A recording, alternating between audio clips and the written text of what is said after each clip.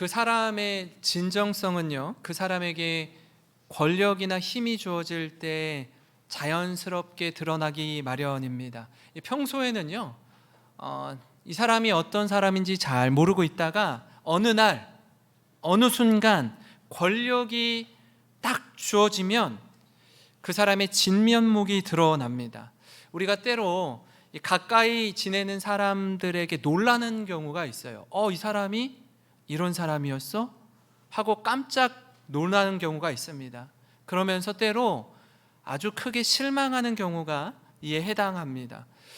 여러분, 이 이야기를 들으면서 이게요, 이런 기준이나 이런 평가가 그저 다른 사람에게만 해당하는 게 아닙니다. 저를 비롯해서 지금 이 자리에 계시는 모든 성도님들에게도 동일하게 해당되는 말입니다.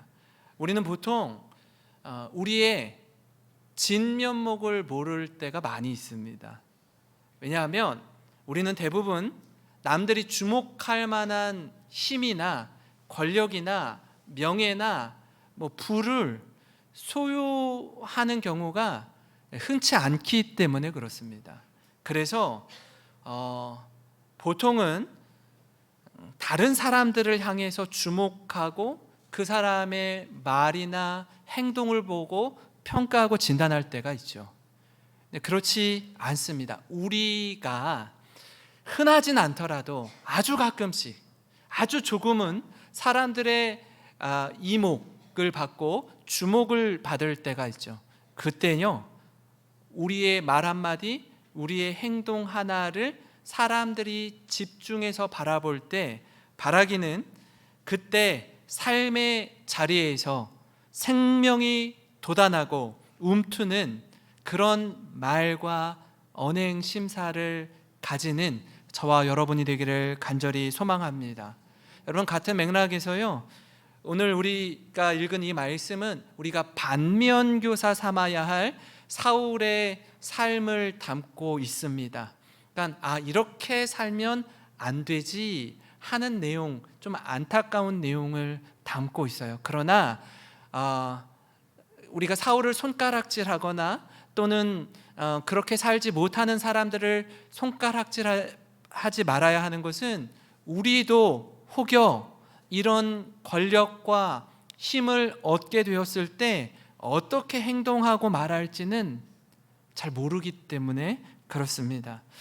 이 사울 같은 경우에요, 한 사람을 향한 분노와 울분이 시간이 지나면 지날수록 걷잡을 수 없을 만큼 커져갔습니다. 아들 요나단과 딸 미갈, 그리고 주위에 있는 모든 신하들조차 사울의 이런 행동을 좀 이해하기 어려웠어요. 시간이 지나면 지날수록, 이런 시간이 길어지면 길어질수록 사울은 점점, 여러분, 고립되기 쉽습니다. 왕이라고 하지만 왕다움을 잃어버리면 주위에 있는 사람들이요, 하나 둘 떠나기 시작하는 거예요. 오늘은 그런 사울을 만나게 됩니다. 이 말씀을 통해서 누구보다 우리 자신을 좀 돌아보기를 원합니다. 그죠? 그냥 남의 이야기로 그치는 게 아니라 내 이야기로 받는 성숙한 그리스도인, 그 사람이 바로 저와 여러분이기를 간절히 소망합니다. 제가 오늘 말씀을 묵상하면서 이 부분이 생각났어요. 이게 뭐냐면, 이렇게 하면 내 곁에서 사람이 떠난다라는 거예요. 이렇게 하면 사람이 떠난다. 그 첫 번째 원리는 뭐냐면, 절대 권력을 마음대로 휘두르면 사람이 떠난다라는 겁니다. 절대 권력은 절대 부패한다라는 말이 있습니다. 그거 들어보셨어요? 절대 반지? 절대 반지 어디서 나오죠? 반지의 제왕에서 나옵니다. 절대 반지를 가지려고 사람들이 얼마나 탐욕스럽게 그 반지를 취하려고 하는지 몰라요. 이처럼 절대 권력, 죄인인 인간이 신과 하나님과 같은 권력을 얻고 취하게 되면 반드시 그 사람은 부패하게 되어 있다라는 뜻입니다. 처음엔 그렇지 않아요. 처음엔 그렇지 않다가 시간이 지날수록 점점 본색을 드러내는 거예요. 처음엔 겸손하다가 시간이 지날수록 점점 진심이 드러나는 것입니다. 근데 이게요, 눈덩이가 커지듯 점점 커지기 시작해요. 걷잡을 수 없을 만큼 사람이 사나워지고 포악해집니다. 사울이 그랬습니다. 처음엔 그렇지 않던 사람이 그렇게 사나워지는 거예요. 7절 8절 한번 보시면 이렇습니다. 사울이 곁에 선 신하들에게 이르되 너희 베냐민 사람들아 들으라. 이새의 아들이 너희에게 각기 밭과 포도원을 주며 너희를 천부장 백부장을 삼겠느냐? 너희가 다 공모하여 나를 대적하며 내 아들이 이새의 아들과 맹약하였으되 내게 고발하는 자가 하나도 없고 나를 위하여 슬퍼하거나 내 아들이 내 신하를 선동하여 오늘이라도 매복하였다가 나를 치려하는 것을 내게 알리는 자가 하나도 없도다. 여러분, 사울이 하는 말을 가만 들어보시기 바랍니다. 지금 자신의 신하들이 어느 지파 사람이라고 이야기하죠? 베냐민 지파 사람들아, 이렇게 이야기해요. 사울 왕은 어느 지파 사람이에요? 베냐민 지파 사람입니다. 그러니까 자신이 왕이 된 이후에 주위에 있는 장관들, 신하들, 측근들을 다 어떤 지파 사람들로 구성한 거예요? 베냐민 지파 사람들로 구성했어요. 팔이 안으로 굽는다고 우리 지파, 우리 가문, 우리 가족, 우리 친척들을 다 주요 보직에 거기에다가 다 배치해 둔 겁니다. 근데 그 사람들에게 무엇으로 뭐라고 이야기합니까? 내가 너희들을 가만 보니까 너희 가운데 내 편이 없는 것 같아 라고 이야기하는 거예요. 사울 자신도 무척 속상한 모양입니다. 지금 자신이 하는 말은요, 사실 현실이 아니라 상상 속의 이야기를 내뱉어요. 예를 들어 하는 말입니다. 한번 생각해 볼까요? 아들 요나단이 아버지 사울을 향해서 칼을 겨누겠습니까? 네, 그렇지 않습니다. 그러나 사울은 상상하기를 요나단이 그럴 수 있다라고 여기는 거예요. 왜 그럴까요? 자신이 다윗과 요나단을 향해서 창을 던진 적이 있어요. 칼을 휘두른 적이 있다고요. 다 자기 같은 줄 아는 거예요. 절대 권력은 반드시 절대 부패합니다. 절대 권력을 지녔다고 마음대로 휘두르잖아요. 사람들이 하나 둘 떠나게 되어 있습니다. 사울을 제외한 모든 사람은 왜 사울 곁에 사람들이 너무나 충성스러운 신하들이 사울을 떠나는지 다 알고 있었어요. 그런데 정작 당사자인 사울만 그 사실을 모르는 거예요. 이처럼 안타까운 일이 어디 있습니까? 사울 이야기를 우리가 지금 나누고 있는데요, 우리 자신을 한번 좀 돌아보면 좋겠습니다. 여러분 주위를 한번 이렇게 돌아보시기 바랍니다. 여러분 곁을 한번 살펴보세요. 함께 마음을 나눌 만한 동역자가 여러분 곁에 있습니까? 함께 울고 함께 웃을 수 있는 지체가 여러분 곁에 있으십니까? 전에는 있었는데 지금은 없는 거 아닙니까? 한번 생각해 보시기 바랍니다. 왜 내 곁에, 내 주위의 사람들이 내 곁을 떠나는지 말이에요. 뭐가 문제인지 우리 스스로 살피고 돌아보셔야 합니다. 내게는 혹시 이런 사울 왕의 모습은 없는지 살펴야 합니다. 사랑하는 성도 여러분, 절대 권력을 마음대로 휘두르면요, 반드시 사람은 떠나게 되어 있습니다. 힘을 가지게 될 때, 힘을 가지고 있을 때 그 힘을 지혜롭고 겸손하게 사용하는 우리 모든 성도님 되시길 주님의 이름으로 축원합니다. 그런가 하면요, 여러분 이렇게 하면 사람이 떠납니다. 그 한 가지는 뭐냐면 피해망상에 빠져서 분별력을 잃으면 사람이 떠나게 됩니다. 오늘 말씀은 우리가 읽지 않았지만 21장 말씀의 연장선에 있습니다.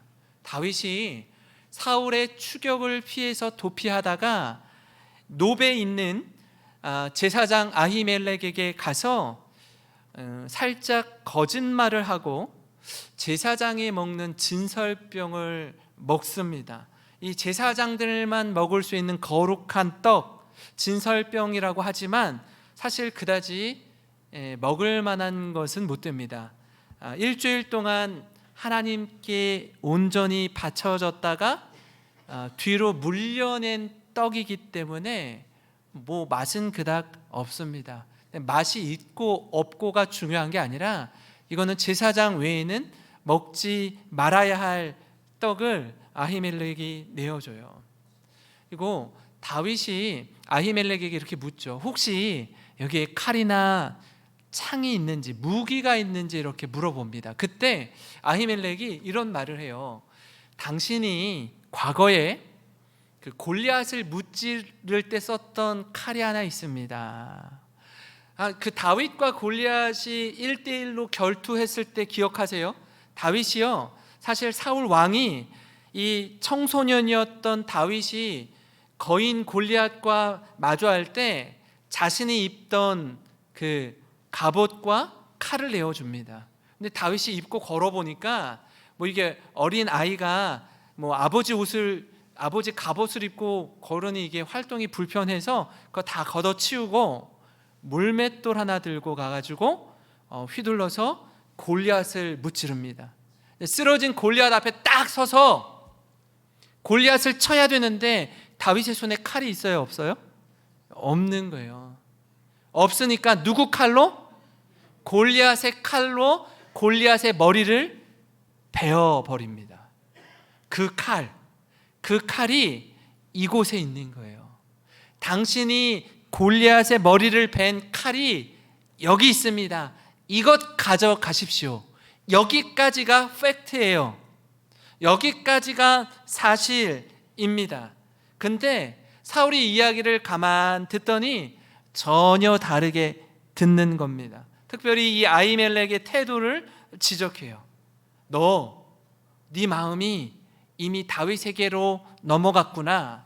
너의 마음이 다윗에게 사로잡혀 있구나라고 믿습니다. 그리고 이렇게 말합니다. 12절 13절입니다. 사울이 이르되 너 아히두베 아들아 아히멜렉입니다. 들으라. 대답하되 내 주여 내가 여기 있나이다. 사울이 그에게 이르되 네가 어찌하여 이새의 아들 다윗과 공모하여 나를 대적하여 그에게 떡과 칼을 주고 그를 위하여 하나님께 물어서 그에게 오늘이라도 매복하였다가 나를 치게 하려 하였느냐. 이렇게 말하는 거예요. 그러니까 사울은 다른 모든 신하와 백성들이 자신을 대적하고 있다고 믿는 겁니다. 지금 잘못된 신념, 왜곡된 생각으로 현상을 바라보니까 하나부터 열까지 모두 자신을 향해 칼을 겨누고 있다고 믿는 거예요. 그러니까 이런 생각에 빠져 있으니 스스로 얼마나 두렵겠습니까? 사울이 두 발 뻗고 잘 수 있을까요? 그러지 못할 거예요. 어느 날 어느 밤에 자신의 목에 칼을 겨눌까 봐 두려워서 잠 못 이루는 밤을 보냅니다. 두려움에 사로잡히는지 몰라요. 피해망상이란 사전적 의미를 제가 찾아보니까요, 이렇게 나와 있더라고요. 자신이 음해, 감시, 비방, 희롱당하고 있다고 믿는 것, 이게 피해망상입니다. 그래서 요즘 같은 시대에는요, 피해망상에 빠지잖아요. 그러면 반복해서 소송을 제기하거나 반복해서 경찰을 부르거나 정부기관에 신고합니다. 자신 피해자라고 생각하거든요. 지금 사울 왕은요, 피해망상에 빠져 있습니다. 근데 한번 생각해 볼까요? 지금 누가 절대 권력을 손에 쥐고 있어요? 사울입니다. 누가 그 힘을 안하무인격으로 휘두르고 있어요? 사울이 휘두르고 있어요. 그럼 누가 쫓기고 있어요? 누가? 다윗이 쫓기고 있습니다. 근데 전혀 다르게 생각하는 거예요. 사울이 피해자고 다윗이 가해자인 것처럼 판단하는 겁니다. 그런 마음, 그런 기준으로 보니까 어느 것 하나 바로 보이지 않습니다. 주위에서 일어나고 있는 모든 상황, 모든 판단을 왜곡해 버리는 거예요.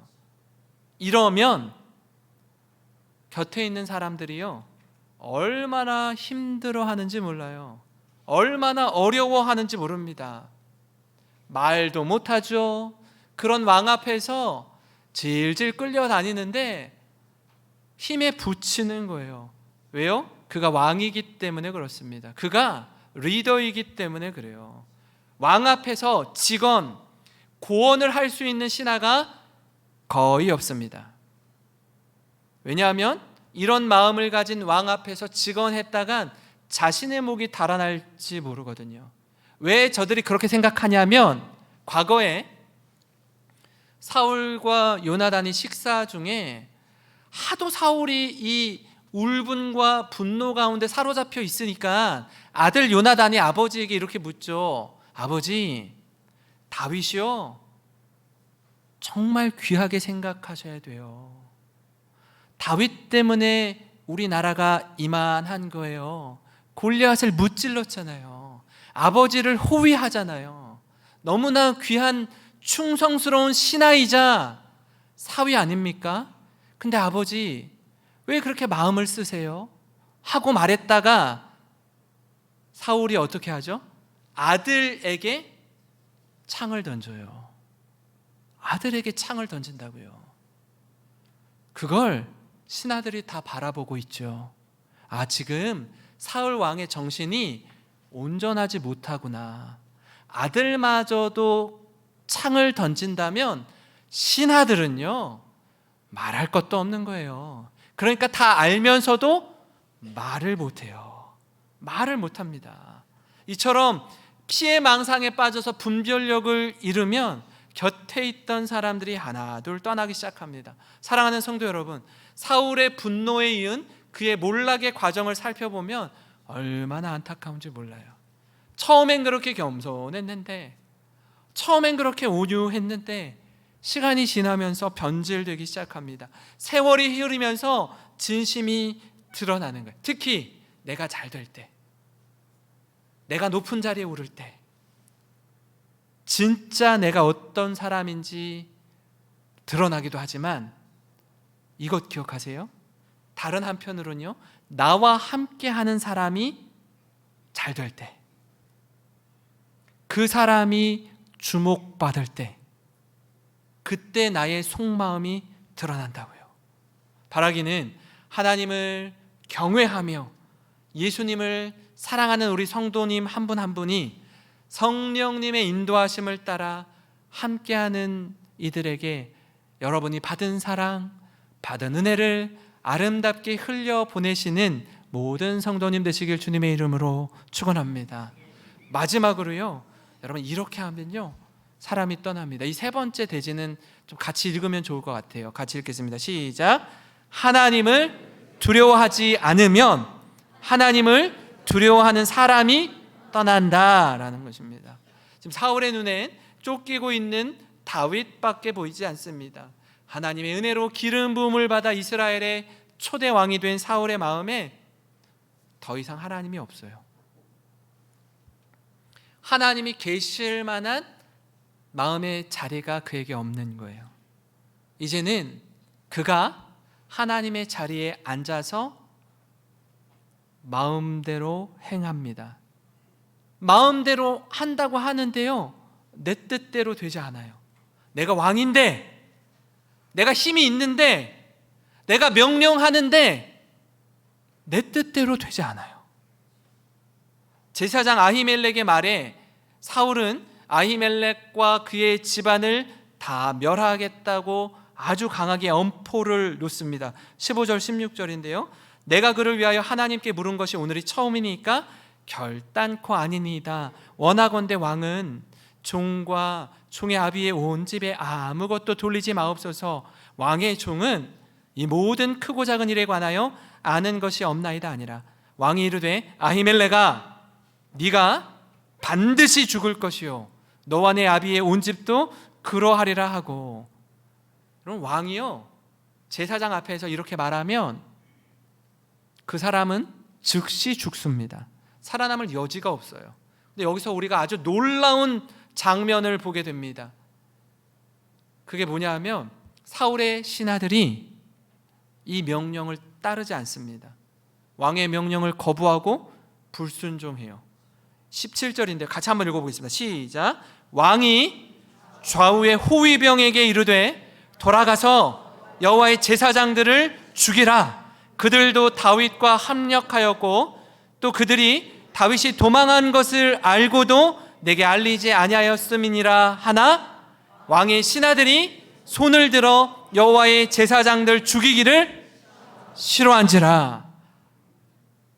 여러분, 어떻게 보면 이 당시 문화 속에서는 절대로 있을 수가 없는 일입니다. 왕이 명령하는데 신하들이 제사장을 죽이는 걸 싫어한다라고 써 있어요. 신하에게, 부하에게 좋고 싫고는 없습니다. 시키면 하는 거예요. 상명 하복. 윗사람이 명령하면 아랫사람은 복종해야 하는 겁니다. 근데 그렇게 하지 않아요. 왜요? 저들이 하나님을 경외하고 있기 때문에 그렇습니다. 눈앞에 보이는 왕보다 보이지 않는 하나님을 더욱 두려워하기 때문이에요. 지금 이 모든 상황이 어떻게 벌어지고 있는지 뻔히 아는데 아무리 왕의 명령이라고 할지라도 따르지 않는 것입니다. 한번 생각해 볼까요? 이 상황을 마주한 사울의 마음이 어땠을까요? 내가 말을 하고 명령을 하는데요, 내 말이 도통 작동을 하지 않아요. 자신이 왕인데 왕이 부하에게 명령하는데 명령을 따르지 않고 심지어 성경의 표현을 그대로 빌려오면 왕의 명령을 싫어한지라 라고 표현되어 있어요. 왕의 명령을 싫어했다라는 건 뭐냐면 그 명령을 하는 왕을 싫어하는 것과 같습니다. 그 기억나세요, 여러분? 과거에 대기업의 총수들 또는 총수 가족들의 갑질이 우리나라에 논란이 되었던 적이 있습니다. 왜 그럴까요? 힘이 생기고 권력을 가지면 아나무인이 되기 때문입니다. 모든 걸 눈에 보이는 것으로 판단하고 가진 것으로 힘의 논리를 삼으면 사람이요 무례해지는 거예요. 함부로 하게 되는 것입니다. 그래서 그때 당시에 얼마나 많이 비난의 화살이 날아갔는지 몰라요. 근데 그건요 우리가 저들처럼 그 대기업의 총수가 되어 보거나 총수의 가족이 되어 보지 않아서 우리가 쉽게 비난하고 비판하는 거죠. 여러분이 그러면요 제가 그러면 어떻게 행동할지 모릅니다. 우리가 그런 자리에 있어 보지 않아서 제가 서두에 말씀드린 것처럼 우리는요 우리의 진면목을 잘 몰라요. 그런 부와 명예를 가져본 적이 없거든요. 그런 자리에 있을 때 겸손하기가 쉽지 않다는 거예요. 우리가 사울에게 그저 손가락질만 할 수 없는 게 우리가 그런 자리에 있어 보지 않았거든요. 그 자리에서 하나님의 말씀 앞에 엎드리고 겸손한 게요 이게 쉽지 않다라는 걸 반증하는 모습입니다. 많은 사람들이 그렇게 이야기하는데요 이것에 대해서 자신이 잘 모르죠. 지금 시간이 지나고 어릴 때는 얘야 이렇게 하면 안 돼, 이렇게 하는 거 아니야 라고 이야기를 듣다가 여러분들이 나이가 들고 어른이 되고 연세 지긋한 어르신이 되어서 한번 생각해 보세요. 주변에 여러분들에게 뭐라고 하는 사람이 없어요. 아무도 나에게 이렇게 하면 안 돼요, 저렇게 하면 안 됩니다 라고 말하는 사람이 없어요. 그렇다 보니까 어떻게 행동하죠? 큰 소리 쳐요, 함부로 말해요, 무례해져요. 누가 말해도 듣지 않아요. 그렇게 하면 안 된다는 걸 모든 사람이 알고 있는데 어느 누구도 이걸 알려주지 않습니다. 알려주지 않는 이유가 있어요. 말을 해도 듣지 않기 때문에 그래요. 말을 하다간 목숨을 잃을 수도 있기 때문에 그렇습니다. 그래서 충고와 조언을 들을 수 있는 마음이 중요합니다. 누군가 우리에게 우리가 실수하고 우리가 잘못하고 우리가 곁길로 나갈 때 이야기해주면 들을 수 있는 마음, 하나님 앞에서 이 마음 달라고 기도하셔야 됩니다. 그 마음이 없으면 어느 누구도 말해주지 않습니다. 한 번, 두 번 이야기해 주다가 말을 하는데도 정말 사랑하는 마음으로 조언하는데도 듣지 않으면 아무도 말해주지 않습니다. 그 마음이 없으면 결국 곁에 있던 사람들이 하나 둘 떠나기 시작해요. 나중엔 한번 주위를 둘러보세요. 아무도 곁에 남는 사람 없습니다. 사랑하는 성도 여러분, 여러분 곁에 하나님을 경외하는 사람, 사람보다 하나님을 두려워하는 사람이 있기를 소망합니다. 한 걸음 더 나아가 그 사람이 바로 여러분이시기를 간절히 소망합니다. 그래서 사울을 반면교사 삼아서 우리도 언제든지 이렇게 사나워질 수 있고 악해질 수 있고 어리석은 자리에 빠질 수 있음을 기억하면서 겸손히 주님과 동행하는 우리 모든 성도님 되시길 주님의 이름으로 축원합니다.